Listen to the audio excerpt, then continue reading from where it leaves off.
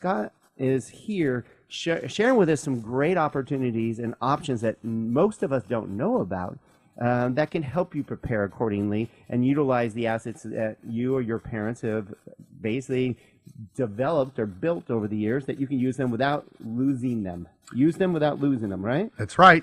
Okay. Right. It's the opposite of the other statement. Yeah. So, the thing I'm thinking about here, right? Because I'm living this to a certain extent, right? My grandparents are getting older and they're the silent generation, right? And my dad didn't do the planning he should have done earlier in life, although he made some good moves. If you look at this and you're saying, okay, well, how do you deal with this now? And what could have been done sooner? And what would have been a better planning methodology? So you really got to get in front of it. And that's where it hits home when you talked about being super proactive in order to Absolutely. benefit. Well, the first thing we have to look at is the knowledge of what people go through. So by understanding the profile and the personality and the experiences of every generation, we're going to know how to deal with people differently. So how would we deal with one of our siblings versus dealing with our parents or our grandparents? Well, our parents and our grandparents, when we try to downsize them, try to get them to downsize, the first thing is they have an emotional attachment to that property. Of course. Okay. So it's kind of like taking away the keys. Taking away the keys, you literally need to go through a class on how to do that properly. Don't we love these role reversals we got to deal with as we get older? Right. What's interesting about it, though, is that most people that haven't downsized don't realize that downsizing is a process, not an event.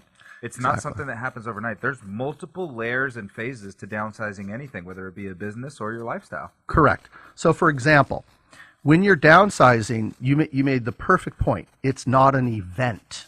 It's not a life event. A life event such as getting married, having children, losing someone, okay, or going through some psychosomatic disorder that causes someone to be a hoarder, for example. And I work with hoarders, and I teach a course a chapter in my course on hoarding, okay, how to deal with people who are hoarders. So what we do is we're treating this in the process, like you say. It's not an event, a life event. It is literally part of the process. If you do not do that, and you have the wealth, no problem. But if you do not do that, you will suffer later. And the people around you will suffer. It does affect everyone. No doubt Absolutely. It. It really even does. If someone's selfish enough to go, I have this handled, they're not thinking about all those that will affect. Meaning it could be their spouse who has no control. Right. They don't know what's going on with the finances. Or it could be the siblings who are going to be dealing with it later. Correct. So the first thing you need to do is everybody needs to get a living trust. Everybody. Yep. We talk about that all the time. You have to. And there are many types of living trusts, whether you're trying to qualify for the Medicaid benefit, whether you're trying to qualify for VA, an attendance benefit, all to pay for your caregiving, okay? Or you're trying to get long-term skilled nursing under the Medicaid benefit. There's different types of trusts that we can do to protect your estate, to protect your assets, and to try to leave a legacy. That's what we want to do, is try to leave a legacy.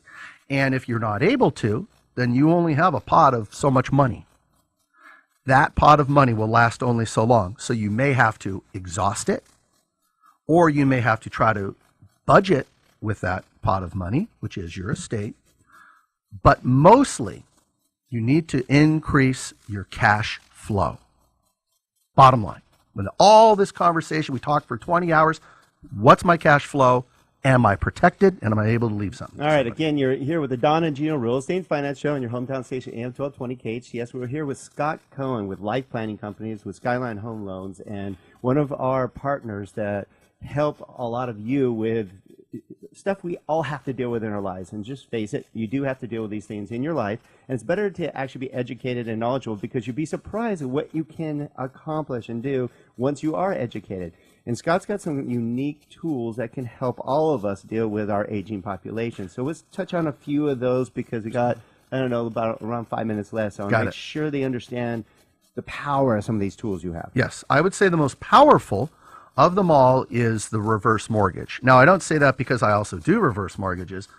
It's a fact. It's a fact. Yeah, it's a fact. We've seen it. Yeah, we have seen it. It's a absolutely fact. fantastic. It is a great tool for those that use it appropriately. And you know what?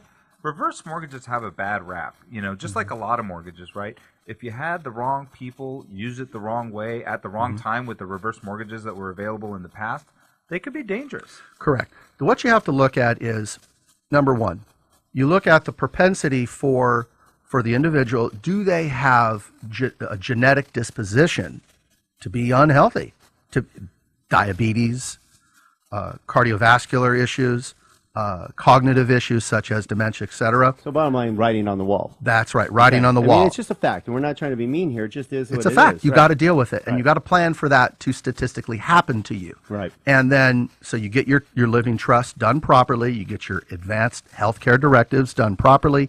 If you get a reverse mortgage in this case, the goal would be is to get into a smaller home. So you have three choices when you buy a smaller home with a reverse. A, you could pay cash. So 35% pay cash.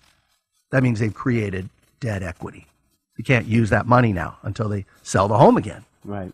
Right? Now they're a renter. That's where I'm getting at. Yeah. B, you put down 50% and you get a conventional loan.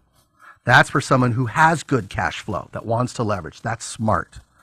The best is putting down 50% around there, depending upon your age, a reverse mortgage.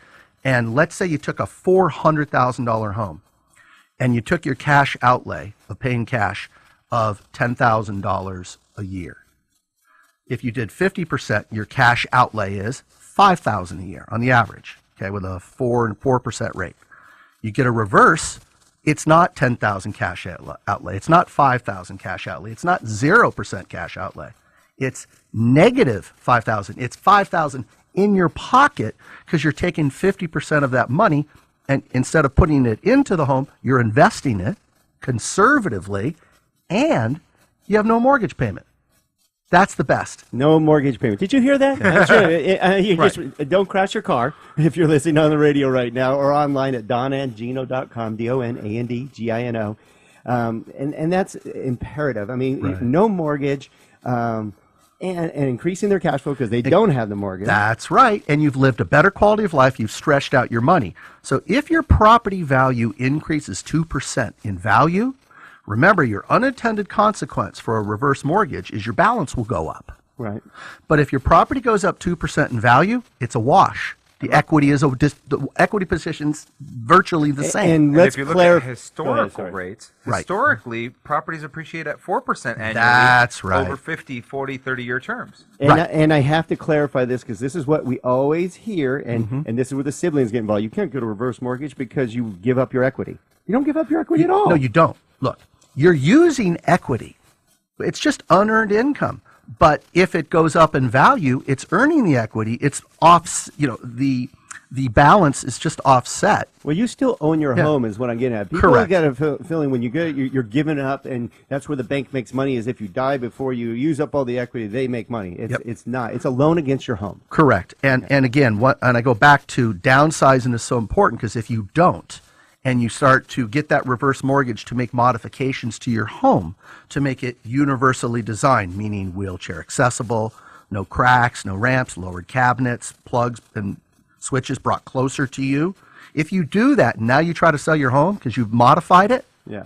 You hurt the value. your first-time home buyers are gone. Most buyers are gone. Well, let's do this, Scott, because you have a wealth of knowledge that a lot of you need. How can they get a hold of you, Scott? You can call me at 800-386-5484 or go to www.later, L-A-T-E-R, life, L-I-F-E.us. I like that. Laterlife.us, right? Correct. All right, Correct. Scott. Thank you very much for some enlightening information. And you can always replay the show or play it again Sunday at 9, Tuesday and Thursdays at 7 p.m. Thank you for joining the Don and Gino Real Estate and Finance Show. We'll be right back with another great guest.